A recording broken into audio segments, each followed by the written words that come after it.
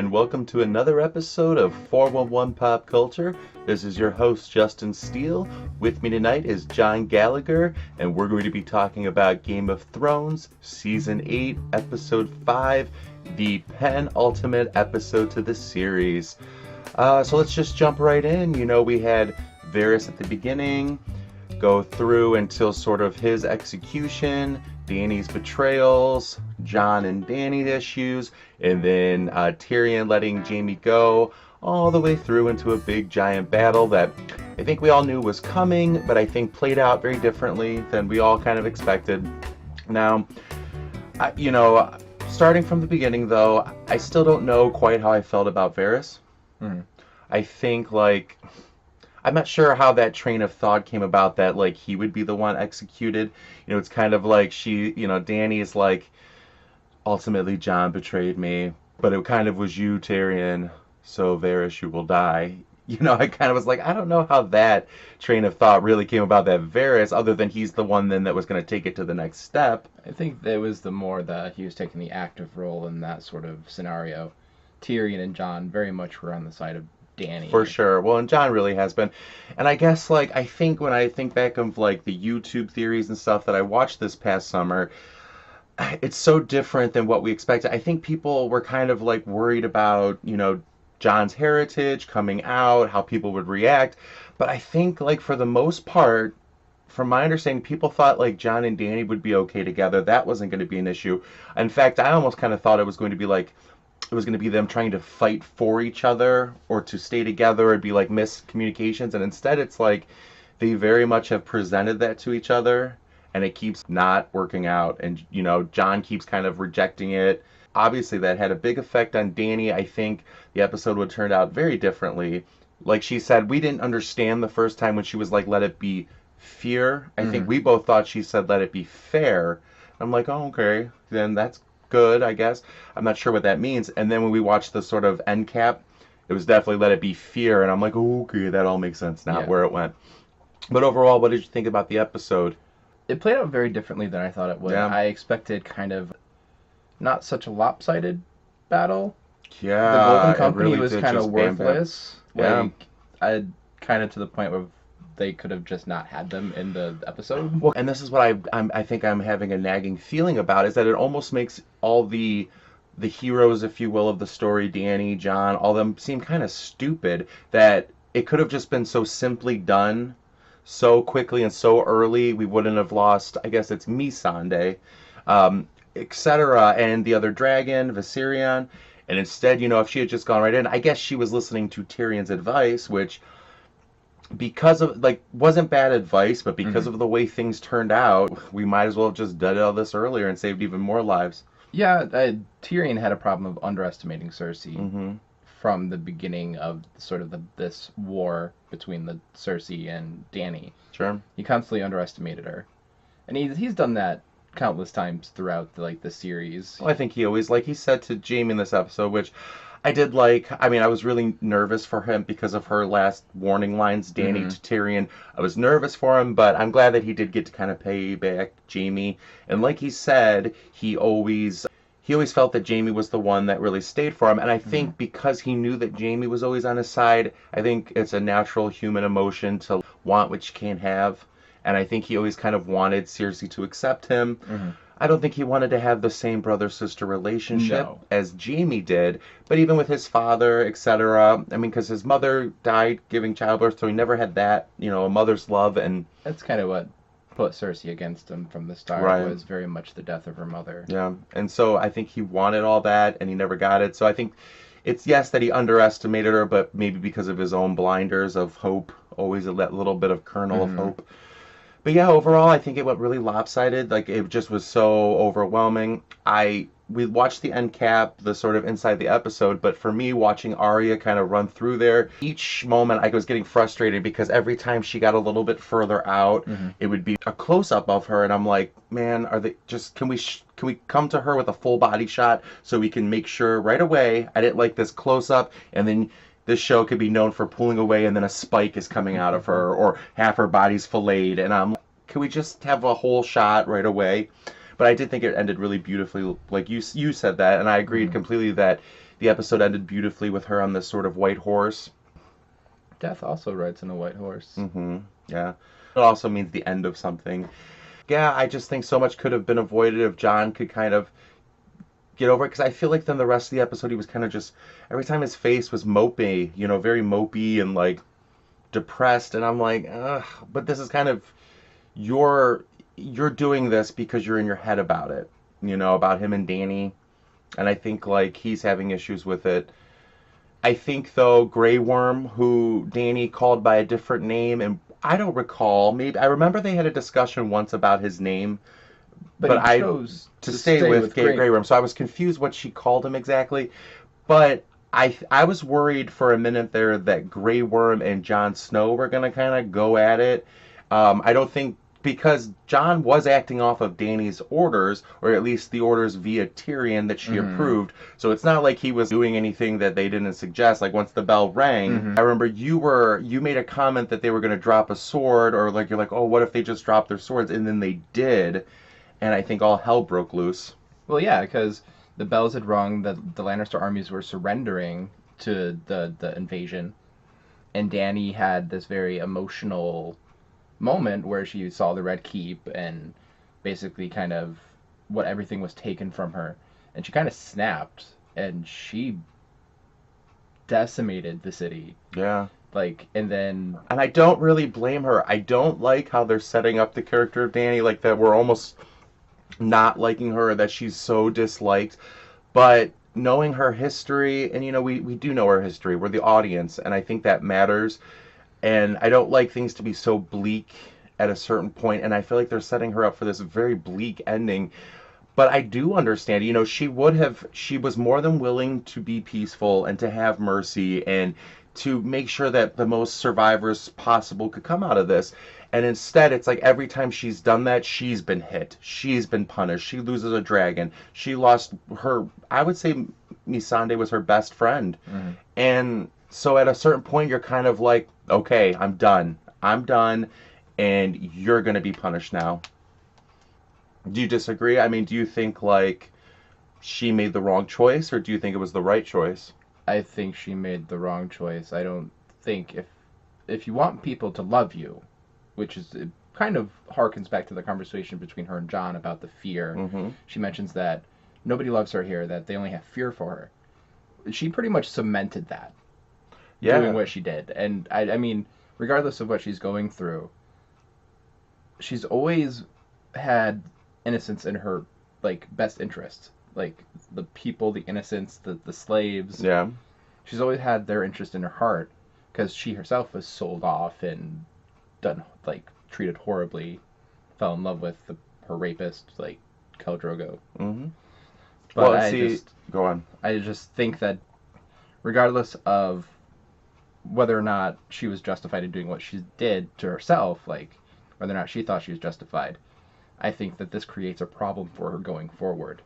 I think it does create a problem, but I also think that she wanted to give it all, but like going back again to the Jon and Dany conversation, she basically, all of that was symbolized in what Jon Snow's response was going to be, and I think she would have continued making decisions that were like what Tyrion wanted, what Jon wanted, which was peace and all this stuff. But every time she's done that, she's lost so much, and it's every time another huge hit. And at a certain point, she's like, fine, because if I keep going off of love, then I'm going to keep losing. So at this point, this is what I have. If I came in and I helped with the dead, I brought the dead to Cersei. I tried to help Cersei. I saved you guys from this water. If after all this stuff, my army helped with the army of the dead, if after all this I still have no love, no consideration, then so be it. And that's why I'm kind of almost on Dany's side. Well, I am on Dany's side. I like I said, I wish things were going differently in terms of her and Jon and the Starks and all that. But she just came fresh off of another huge loss.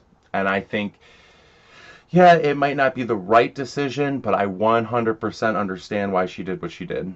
But we did finally get Clegane Bowl, and I think that ended the way it should. I do think my favorite moment of the episode was right when the Hound and Arya split, that little moment they had with them, I thought that was the most like, of all the moments that happened in this, because everything was just going not surprisingly different than I thought it would be, but just different than I thought it would be. And I thought of all the moments of of this episode, that was the only real payoff we had. I think things occurred, we had certain arcs ended for sure, but that moment between those two was the only moment that I felt was a true genuine moment in the show that wasn't just people acting differently than how they normally would act. Because even with you and I sort of disagreeing with the Dany outcome, I agree that it's not necessarily in her character, even though we know she's always been like capable. It's not outside of her character. She's shown this side before. Sure, but in terms of what she wants, her ultimate end results, you know, it might not be the best way, you know, to go about it. But like I said, I think the difference, I just believe, though, I understand it. Anyway, Dany, or with all the episode moments in the show, I thought that was the most genuine.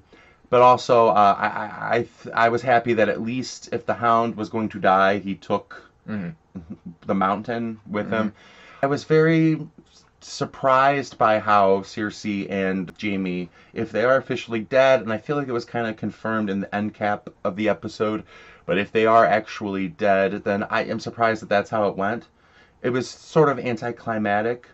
I would have liked for her to have been like brought to justice or to have to answer for some crimes, and because Cersei definitely is a condescending, mean, horrible character, but she's definitely had her moments where she's had to walk through the town naked, and or this, you know, she's had to like answer for some of her crimes along the way, and I definitely would have liked to have seen some sort of retribution or closure. Yeah, closure to it. Do you agree, or were you okay with how that ended? I mean, I'm okay with how it ended. I wish, as you said, it would have had more closure in terms of like her story and her consequences and reaping what she's sown. Yeah, I just didn't think that like her Cersei would be taken out by the building falling in on her. But I mean, as soon as all the paths were caved in, I knew that's how. But I did like, okay, I guess the closest other moment in the episode that was like a real moment for me of the show was when she and Jaime were reunited. I think we talked last time how it could go 1,000 different ways, and I'm glad that it was just simple. He found her, she found him. It's sort of their thing, and I like that they got to kind of be together in the end, which I guess sort of like maybe that's why they left out that frog lady prophecy, the Valonqar the prophecy. third part, that was the third piece of it, and I think a lot of people thought it was going to be shown to us again in the last moment right before it happened or something to kind of give us a clue. And instead, I mean, one could argue, I guess, sort of that he led her to her death because of, you know, I mean, sort of, I guess. I mean, that's the thing about prophecies is that they can vary based on who's telling them and things like that. But even still, with the show, they never even brought it up, so it's not even a technical prophecy and continuity other than with the books, that part of it anyway. But overall, you know, I thought it was an interesting episode. It's the penultimate episode, so there's just one left, and I don't know quite where it's going to go. I'm happy, though, I guess, if we did have to, like, have these, okay, this is taken out, we wrap this up, it does seem like the final episode then will very much be based on characters, based on wrapping up the main storylines, and it's not going to be, I don't know, it's going to be able to be mostly talking. I'm sure there's going to be fighting, trials, the whole Jon and Dany, how that's going to go. I think that Tyrion will be punished. Yeah, sure. I think Tyrion might meet a very bad fate in the next episode. Or I think it will be right brought to that moment, and that's going to be the sort of shift where, because he's been staying there for Dany, she's not like, she's warned him now, even though he's been always on her side. Even when he's like questioning things, he lands on Dany, kind of like how I was. But I think it's going to be the moment that he's about to be executed or something, and Arya, Jon Snow, Sansa, somebody's going to jump in, and that's going to be the deciding factor leading to the ultimate outcome of how things are going to end. You know, like I said, I wrote in my last prediction that I do think Dany's going to die, and I think that Jon Snow is going to, like, kind of come to Rhaegar. No, not Drogon.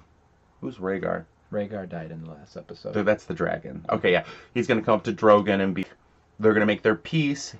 Drogon's going to represent Dany to him, and Jon's going to fly away, and it's going to be his dragon evermore. Because sadly, I just don't see it going that way, and I think it kind of sucks.